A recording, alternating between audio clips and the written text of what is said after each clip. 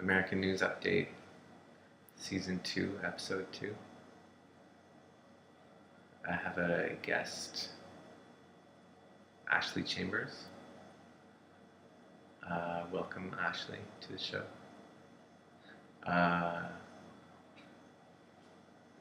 Every week or whenever the show happens, it's for everyone in the world. But this week, Ashley, would you like to give a shout out to anyone? Yeah, I would.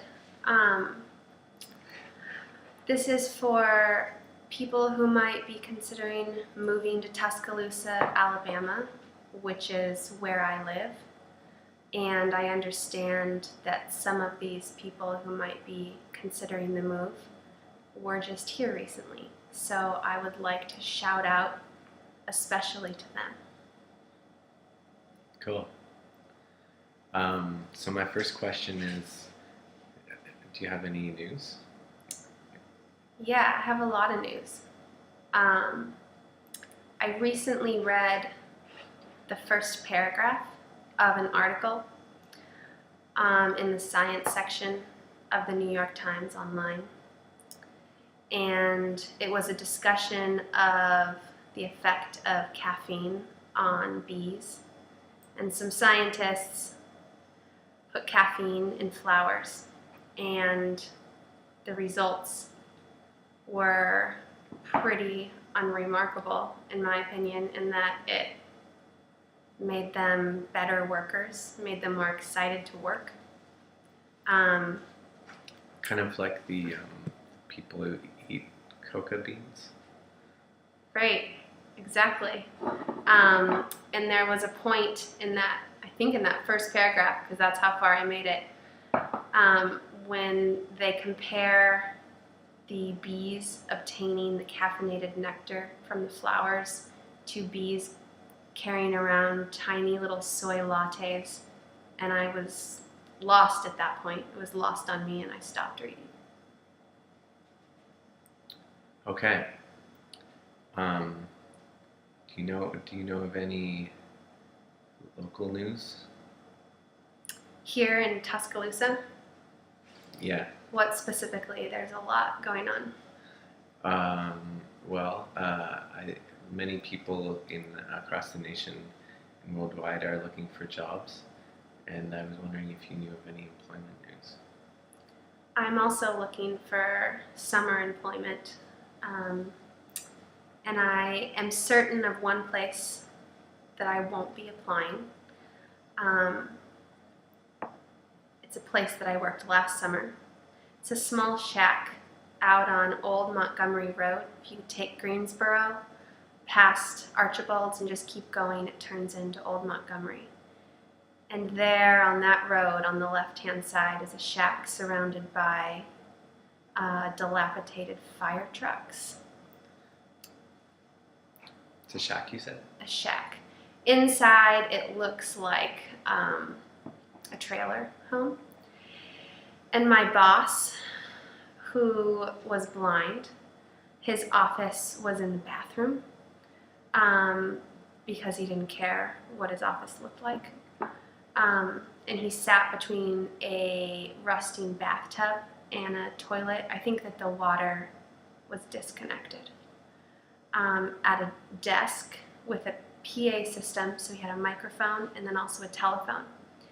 And he would sit and he would alternate between calling me on the phone and shouting at me and some of his other workers over the PA system with tasks that had absolutely nothing to do with bettering the business. So for example, my first task for this employer was to immediately, and there's always a great urgency attached to the tasks, write a letter to Morgan Freeman to let Mr. Freeman know how much my boss adored him and looked up to him. And I later learned that this is a task that all new employees must do. I also had to call every single Baptist church in the state of Alabama and Mississippi to see if their pianos needed to be tuned. And when I would call and then introduce myself and where I was calling from, they would ask us to please stop calling as though we had called already that day, but I was the only person there. Yeah. Overall, good job? It was a good job. It was a good experience because, well, let me tell you one more thing. And that's also that I had to help him grocery shop sometimes. And this experience required, so I would pick him up and we would go first to the Rite Aid, where he would purchase multiple king-size dark chocolate Hershey bars. And he would get them at Rite Aid first because they were cheaper than at the grocery store, though really there was no difference. And then he would consume them as we walked around the grocery store, and he would instruct me to choose different items for him. And by the end of the grocery trip, he would have dark chocolate smudges all over his face, and the people in the checkout lines would look at me like, you ought to tell him, but I wasn't sure how. But I think it was actually an excellent fit for me because, like, a good employee there is somebody who is good at playing make-believe. He has all these things in his head, but he has no way to execute them, and so the people who don't last are ones who question the tasks, and the people who last, and I lasted for 3 weeks, those who would do them and believe in them, even if I was just doing them in my head. Crazy. Yeah. Tuscaloosa.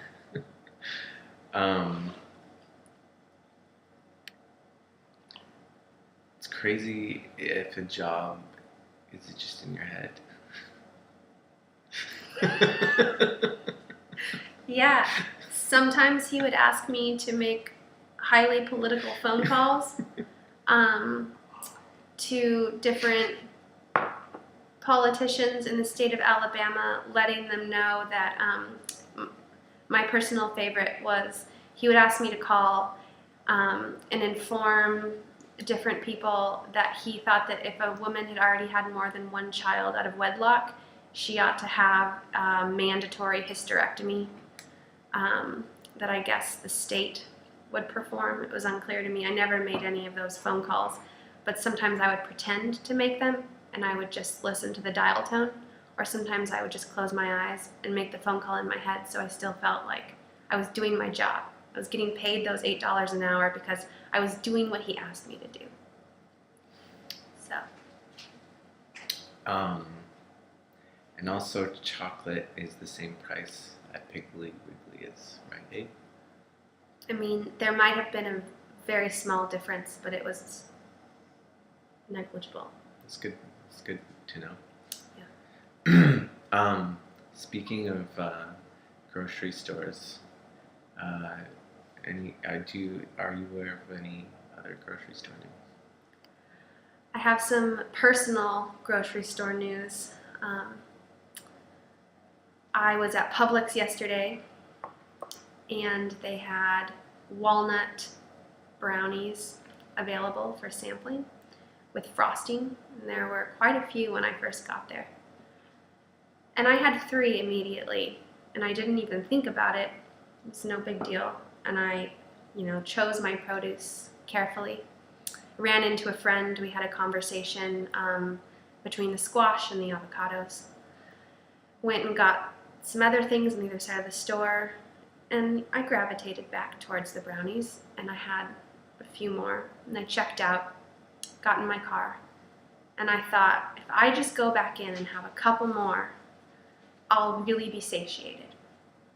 So I went back in, and I took 3 to go, and I was eating the first of those 3 on my way out when somebody tapped me on the shoulder, a Publix employee, and told me that I shouldn't take so many samples. And I immediately responded that I wasn't stealing anything. There was no signage that said I could only, have one. Yeah, forget about it. But he told me that if I wanted to have that many, I should consider just buying a brownie or a pack of brownies. So, It's not right. no, it's not. Publix. They seem to be really cracking down lately, Yeah, seems, you know, especially around here. my experience yesterday would suggest that that's true. So, Let's move to national news. Beyonce has a documentary coming out this year. I understand that there's a great deal of soul searching happening in Los Angeles. The president is facing many challenges. And Have any presidents in the world died recently that you're aware of? yes, Hugo Chavez is dead. And it's Valentine's Day again in 11 months.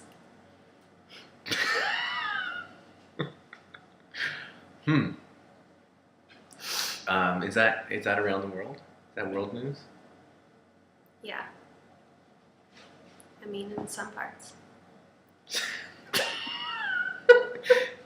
Yeah. So in some parts of the world. The answer is still yes.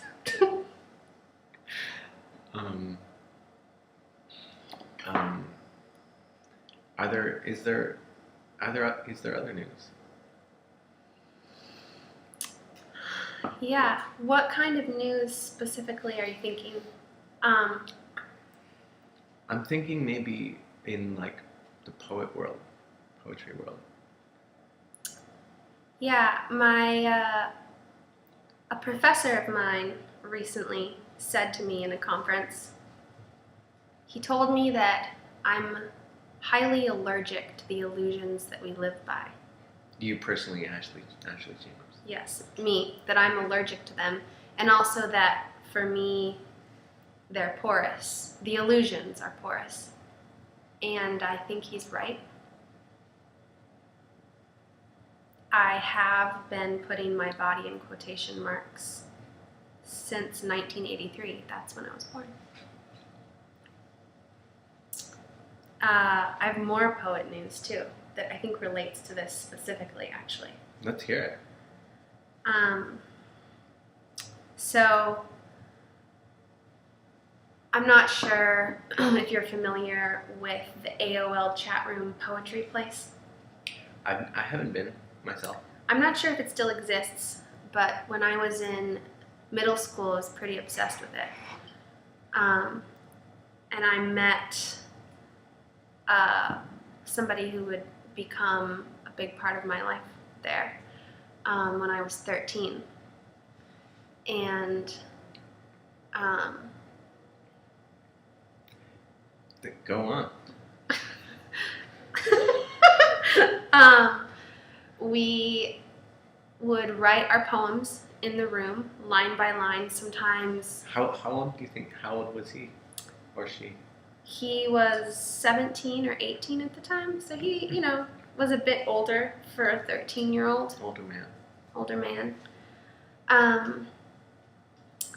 Yeah, and sometimes we would try to write our poems and people would interrupt, they would interject, and in Poetry Place there was strict protocol that when somebody is mid-poem, when you first enter the room, you wait to see if it's a conversation happening or if there's a reading taking place. That was hard sometimes. But he later became a famous poet. He has his third or fourth book coming out through Omnidon.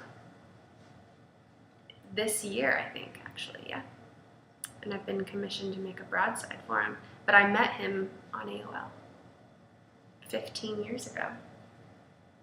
That's tight. It's cool. Was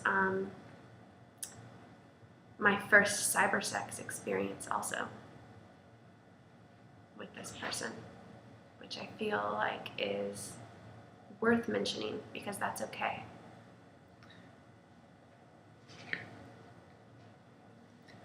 Um, It's interesting because he was the reason that I stopped writing, because we decided once I was older, once I was 17 or 18, when I graduated high school, that he was the good writer. And he is. He's doing very well for himself now. But then I realized a couple of years ago that that was a very silly reason to stop writing. And so I started again and then applied to programs, and here I am.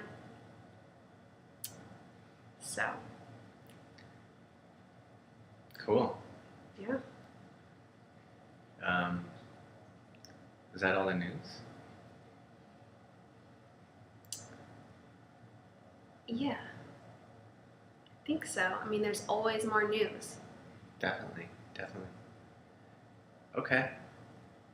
Well, thanks for Actually, there's one last thing. hit it. I would like to announce that Body Conference Press is currently in production for the first time with a limited edition of a mini accordion book called The Spooky Talk, which will be available for purchase at Disjecta, a gallery in Portland, in July of 2013. That's this year. That's just in a couple months. Cool. Awesome. Okay. Thanks, Ashley. Sure. All right.